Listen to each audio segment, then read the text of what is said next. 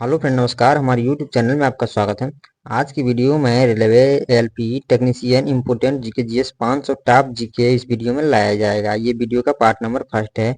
इस वीडियो में 2018 से 2023 तक जितने भी जीके जीएस के प्रश्न पूछे गए हैं उन सभी प्रश्नों को एक्सप्लेन के साथ इस वीडियो में लाया गया है। ठीक है, तो ये वीडियो आपके लिए बहुत ही इंपॉर्टेंट होगा। यदि आप 2024 में एएलपी टेक्नीशियन की तैयारी कर रहे हैं तो ये वीडियो आपके लिए बहुत ही इंपॉर्टेंट होगा फ्रेंड। तो आप वीडियो पर अंत तक बने रहिएगा। ठीक है, और चलिए स्टार्ट करते हैं समय वेस्ट ना करते हुए। सबसे पहला प्रश्न है, एक गोलीय दर्पण के परावर्ती पृष्ठ के एक मध्य एक बिंदु होता है। कौन सा बिंदु होता है फ्रेंड, बताइए।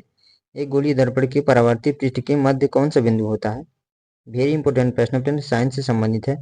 तो इस प्रश्न का राइट आंसर हो जाएगा ध्रुव। ठीक है, ध्रुव होता है। ठीक है फ्रेंड, तो राइट आंसर होगा ऑप्शन नंबर ए। ठीक है, तो आप इसको याद कर लीजिएगा। वेरी इंपॉर्टेंट प्रश्न है, ये 2018 एलपी में पूछा गया प्रश्न है। ठीक है, चलिए इसके एक्सप्लेन देख लेते हैं।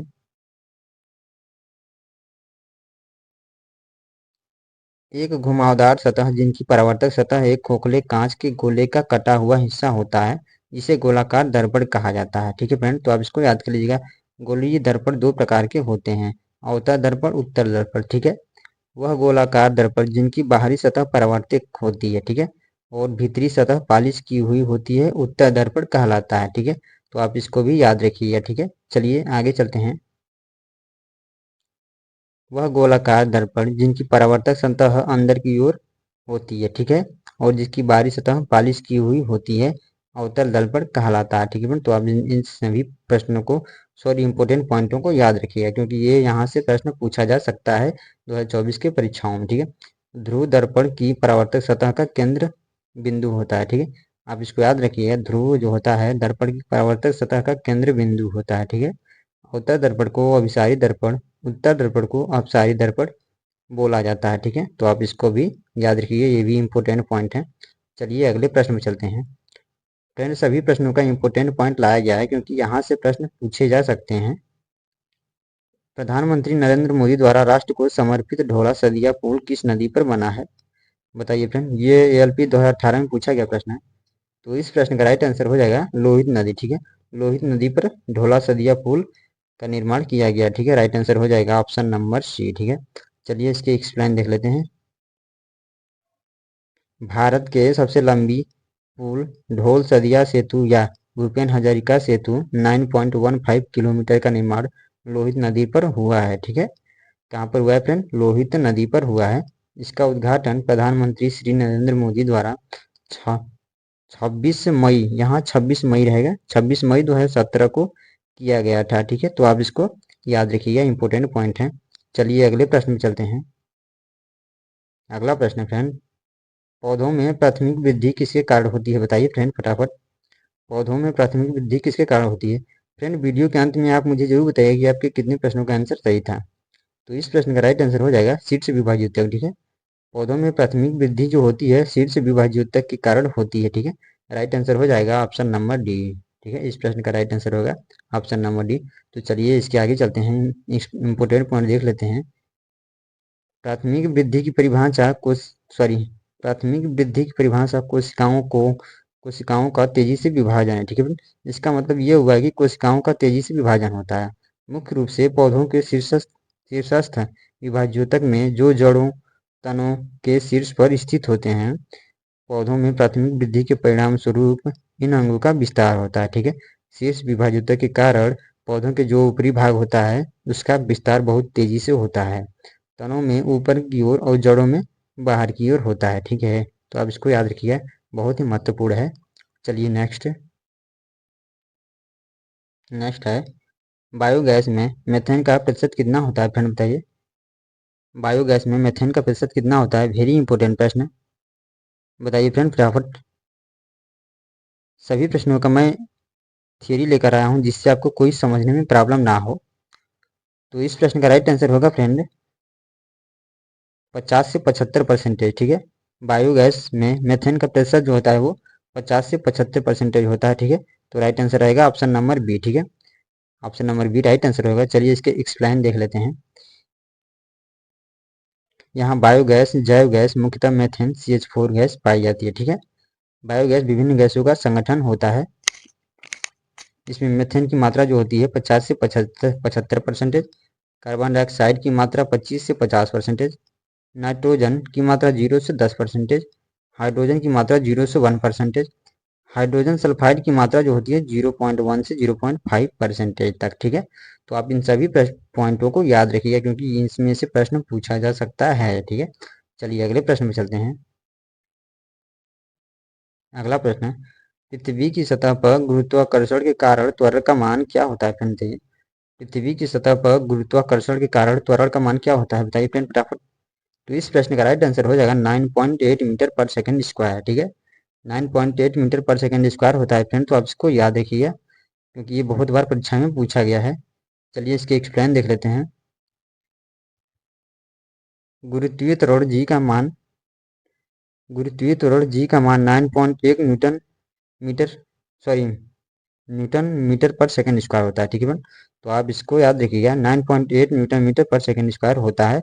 पृथ्वी की सतह से ऊपर या नीचे जाने पर जी का मान जो है घटता है। ठीक है, ऊपर जाओ या नीचे, ठीक है, दोनों की स्थिति में जी का मान घटता है। जी का मान न्यूनतम विषुवत रेखा पर होता है। ठीक है, पृथ्वी की घूर्णन गति बढ़ने पर जी का मान कम हो जाता है। ठीक है, पृथ्वी की घूर्णन गति यदि बढ़ जाएगी तो जी का मान कम हो जाएगा। ठीक है, तो आप इसको भी याद रखिएगा। यहाँ से प्रश्न पूछा जाता है कि पृथ्वी की गति घूर्णन गति बढ़ा दिया जाए तो जी के मान पर क्या प्रभाव पड़ेगा, तो जी का मान जो है वो घट जाएगा। ठीक है, चलिए अगले प्रश्न में चलते हैं। क्वेश्चन नंबर 6 है, निम्नलिखित में से कौन सी नदियां मुख्य रूप से दक्षिण अफ्रीका में बहती है? फ्रेंड बताइए। तो इस प्रश्न का राइट आंसर होगा कांगो नदी। ठीक है, कांगो नदी जो है वो मुख्य रूप से दक्षिण अफ्रीका में बहती है। ठीक है, तो राइट आंसर हो जाएगा ऑप्शन नंबर बी। ठीक है, चलिए आइए देख लेते हैं कुछ इंपोर्टेंट पॉइंट। यहाँ पर नदी के नाम और बहाव क्षेत्र दिया गया है। नाइजीरिया नदी जो है वो पश्चिम अफ्रीका में बहती है। ऑरेंज नदी जो है दक्षिण अफ्रीका में बहती है। कांगो नदी जो है अफ्रीका में बहती है।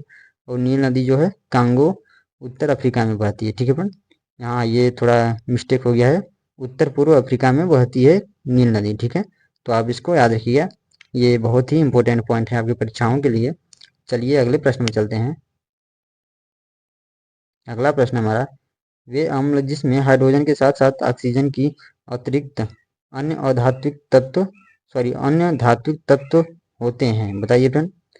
वे अम्ल जिसमें हाइड्रोजन के साथ साथ ऑक्सीजन की अतिरिक्त अन्य धात्विक तत्व भी शामिल होते हैं? बताइए फ्रेंड फटाफट। तो इस प्रश्न का राइट आंसर हो जाएगा हाइड्रोसीड्स या अनाक्सी अम्ल। ठीक है, हाइड्रोसीड्स या अनाक्सी अम्ल होते हैं। राइट आंसर होगा ऑप्शन नंबर सी। ठीक है, चलिए इसके एक्सप्लेन देख लेते हैं। एक्सप्लेन बहुत जरूरी है। ऑक्सी अम्ल वे अम्ल जिसमें हाइड्रोजन के साथ साथ ऑक्सीजन की उपस्थिति होती है उसे ऑक्सी अम्ल कहते हैं। ठीक है, तो ऑक्सी अम्ल जैसे H2SO4, HNO3, H3PO4। ठीक है, अब आइए देख लेते हैं हाइड्रा अम्ल।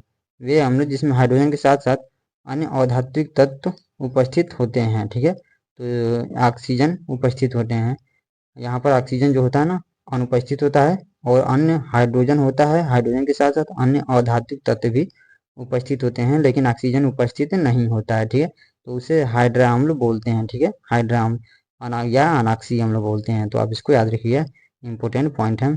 एग्जाम्पल के तौर पर यहाँ पर दे दिया गया है आपको HBr, HCN, HCl। ठीक है, तो इन तीनों जो हैं वो अनाक्सी अम्ल हैं। ठीक है, तो आप इन सभी को याद कर लीजिएगा। चलिए अगले प्रश्न में चलते हैं। अगला प्रश्न है, पुष्प के मध्य में स्थित मादा प्रजनन भाग होता है? कौन सा फ्रेंड होता है? बताइए कौन सा भाग होता है प्रजनन भाग? इस प्रश्न का राइट आंसर हो जाएगा अंडक। ठीक है, अंडक जो होता हो पुष्प के मध्य में स्थित मादा प्रजनन भाग होता है अंडक। ठीक है, चलिए इसके एक्सप्लेन देख लेते हैं।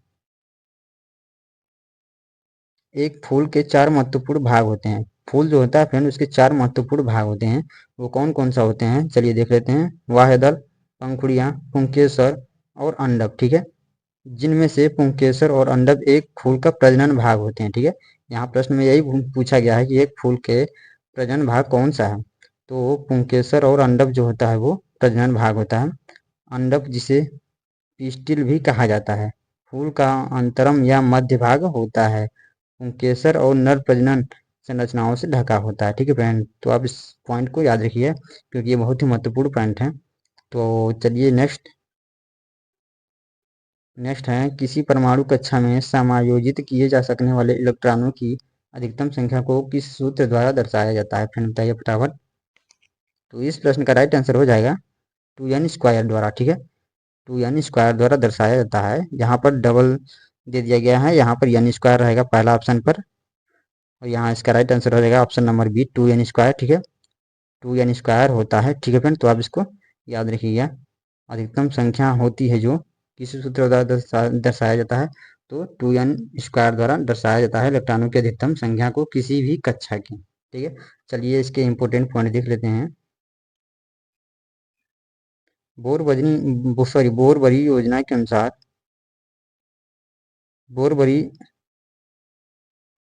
बोरबरी योजना के अनुसार किसी परमाणु के विभिन्न कक्षाओं में चक्कर लगाने वाले इलेक्ट्रॉनों की अधिकतम संख्या 2n² होती है, ठीक है। जहां n कक्षा की संख्या है, ठीक है फ्रेंड। तो आप इसको याद रखिएगा, 2n² होती है, ठीक है। चलिए क्वेश्चन नंबर 10 पे चलते हैं। निम्नलिखित में से कौन एक बायोगैस का घटक नहीं है? फ्रेंड बताइए फटाफट। वेरी सिंपल प्रश्न है, बताइए। 4 ऑप्शन आपके सामने दिया गया है। तो इस प्रश्न का राइट आंसर रहेगा कार्बन मोनोऑक्साइड, ठीक है। कार्बन मोनोऑक्साइड जो गैस है वो बायोगैस का घटक नहीं है। और इसके अतिरिक्त hydrogen sulphide, methane, carbon monoxide, यहाँ पर ये थोड़ा गलत है फ्रेंड, यहाँ पर ऑक्सीजन रहेगा। ऑप्शन नंबर सी पर ऑक्सीजन रहेगा। तो इस प्रश्न का राइट आंसर हो जाएगा कार्बन मोनोऑक्साइड जो है वो बायोगैस का घटक नहीं है, ठीक है। तो राइट आंसर रहेगा ऑप्शन नंबर डी, ठीक है। चलिए नेक्स्ट। न्यूलैंड के अष्टक के नियम में निम्नलिखित में से कौन सा तत्व अंतिम तत्व था? फ्रेंड बताइए।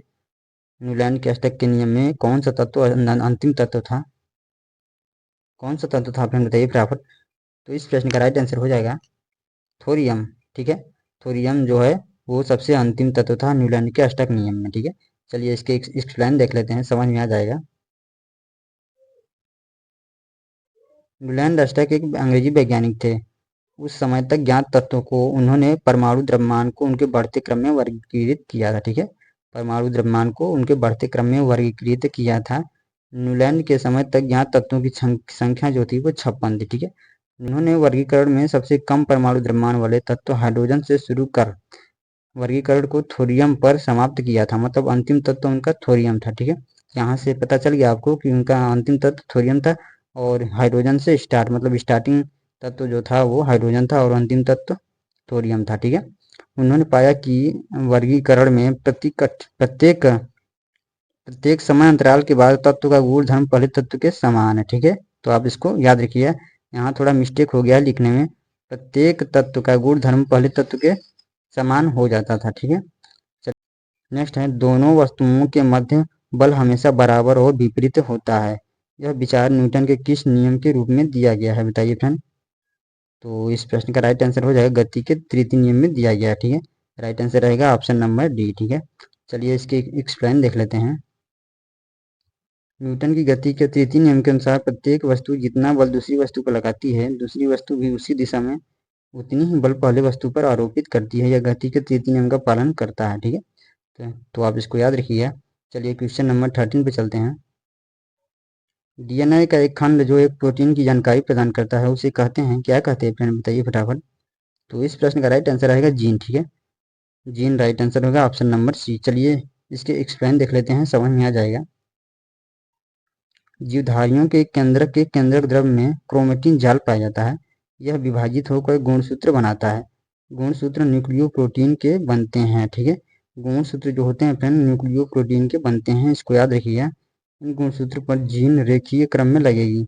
जीन मुख्यतः डीएनए से निर्मित होते हैं, अर्थात जो हमारा होता है वो डीएनए जो होता है, डीएनए का एक खंड जो होता है वो जीन होता है, ठीक है। तो आप इसको याद रखिएगा। जीन शब्द का सर्वप्रथम प्रयोग जोहानसन सर ने किया था, ठीक है। यहाँ से प्रश्न पूछा जाता है, जीन शब्द का प्रयोग जोहानसन सर ने सर्वप्रथम किया था। डीएनए अणु का एक खंड जो होता है वो, जिसमें आनुवंशिकी कोड जेनेटिक कोड निहित रहता है, ठीक है। तो आप इसको याद रखिएगा, वेरी इंपॉर्टेंट पॉइंट है फ्रेंड। इसमें स्वतः द्विगुणन के अतिरिक्त जैविक क्रिया के नियंत्रण एवं नियमन की भी क्षमता होती है, ठीक है। तो आप इसको याद रखिएगा। इस प्रश्न का जो राइट आंसर हो जाएगा जीन हो जाएगा, ठीक है। चलिए नेक्स्ट है, हाइड्रोजन में उच्चतम इलेक्ट्रॉन घनत्व वाला तत्व कौन सा फ्रेंड बताइए। हाइड्रोजन में उच्चतम इलेक्ट्रॉन बंधुता वाला तत्व कौन सा है? तो इस प्रश्न का राइट आंसर हो जाएगा क्लोरीन। ठीक है, क्लोरीन जो है वो उच्चतम इलेक्ट्रॉन बंधुता वाला तत्व है। ठीक है, option number A right answer हो जाएगा। चलिए देख लेते हैं ये किस प्रकार क्लोरीन इलेक्ट्रॉन बंधुता वाला सबसे उच्चतम तत्व है। परमाणु की वाह्यतम कक्षा में एक अतिरिक्त इलेक्ट्रॉन प्रवेश करने के फलस्वरूप, मतलब परमाणु की कक्षा जो होती है उसमें एक इलेक्ट्रॉन प्रवेश कराने के फलस्वरूप उसमें उत्पन्न ऊर्जा जितनी होती है, मतलब जितनी ऊर्जा उत्पन्न होती है वही उसकी इलेक्ट्रॉन बंधुता होती है। ठीक है, तो क्लोरीन की जो होती है ना उसमें एक इलेक्ट्रॉन प्रवेश कराने के लिए बहुत ही एनर्जी लॉस होता है, अर्थात बहुत ही ऊर्जा उत्पन्न होती है, जिससे क्लोरीन की इलेक्ट्रॉन बंधुता सबसे अधिक होती है। ठीक है फ्रेंड, तो आप इसको याद रखिए, ऊर्जा का उत्सर्जन जितना अधिक होगा इलेक्ट्रॉन घनता उतनी ही अधिक होगी। ठीक है, इलेक्ट्रॉन घनता चलिए देख लेते हैं कौन कौन किसके किसके क्या है। क्लोरीन के हैं 3.61, फ्लोरीन के हैं 3.45, ब्रोमीन के हैं 3.636 और आयोडीन के हैं आई के हैं 3.068, 2.69। ठीक है, तो आप इन सभी को याद रखिएगा, वेरी इंपॉर्टेंट प्रश्न है। चलिए नेक्स्ट है असंतुलित रासायनिक समीकरण को क्या कहते हैं? असंतुलित रासायनिक समीकरण को क्या कहते हैं फ्रेंड बताइए? तो इस प्रश्न का राइट आंसर हो जाएगा कंकाल रासायनिक समीकरण। ठीक है, कंकाल रासायनिक समीकरण बोला जाता है असंतुलित रासायनिक समीकरण को। ठीक, चलिए क्यों बोला जाता है चलिए देख लेते हैं एक्सप्लेन में। असंतुलित रासायनिक समीकरण को स्केलेटल रासायनिक समीकरण, कंकाल रासायनिक समीकरण कहा जाता है। ठीक है, जिसमें अभिकारकों और उत्पाद का एकमात्र रासायनिक सूत्र होता है, किसी भी अवस्था का उल्लेख नहीं होता है और समीकरण के दोनों ओर परमाणुओं का कोई संतुलन नहीं होता है। ठीक है, और चलिए उदाहरण के तौर पर देख लेते हैं Mg+O2, यहाँ MgO, यहाँ पर इसका जो है ना वो संतुलित नहीं किया गया है, तो इसलिए इसको कंकाल समीकरण या स्केलेटल रासायनिक समीकरण बोला जाएगा। ठीक है, तो आप इसको याद रखिए, वेरी इंपॉर्टेंट पॉइंट है ये। यह एक स्केलेटल समीकरण या कंकाल रासायनिक समीकरण है Mg+O2 MgO। ठीक है, तो आप इन सभी प्रश्नों को याद रखिए फ्रेंड। वीडियो बड़ी हो जाएगी इसलिए मैं इस वीडियो में केवल 15 क्वेश्चन लाया था। मुझे उम्मीद है वीडियो अच्छी लगी होगी। वीडियो अच्छी लगी है तो वीडियो को लाइक शेयर सब्सक्राइब करना ना भूलिएगा, क्योंकि मैं ऐसी वीडियो फिर अगले दिन लेकर आऊँगा। तब तक के लिए आप वीडियो को बने रहिएगा।